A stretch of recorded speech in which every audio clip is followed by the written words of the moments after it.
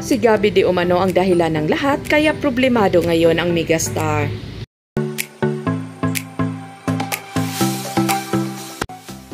Yes mga ka-showbiz talkies, ang mga tagahanga ni Sharon at Kiko, si Gabby ang sinisisi kung bakit magulo ngayon ang buhay ng megastar.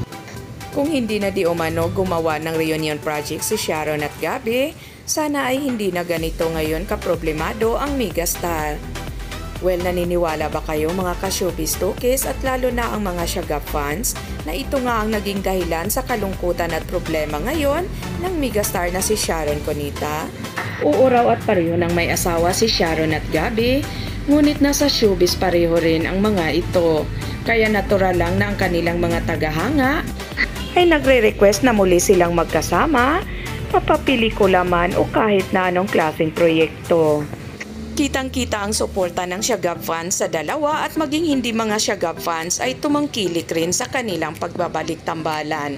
Pareho nang nasa tamang pag-iisip si Sharon at Gabby at hindi na ito mga bata tulad noon kaya imposible. Hindi na si Gabby ang magiging dahilan kung ano man ang pinagdadaanan ngayon ng megastar. Baka nataon lang ito mga ka-showbiz talkies.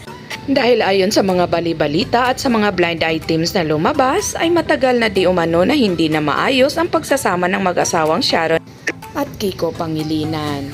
Marami ang blind items na lumabas at sana nga ay hindi talaga totoo na si Gabby ang naging dahilan ngayon para muling malungkot at mamoblema si Miss Sharon Cunita.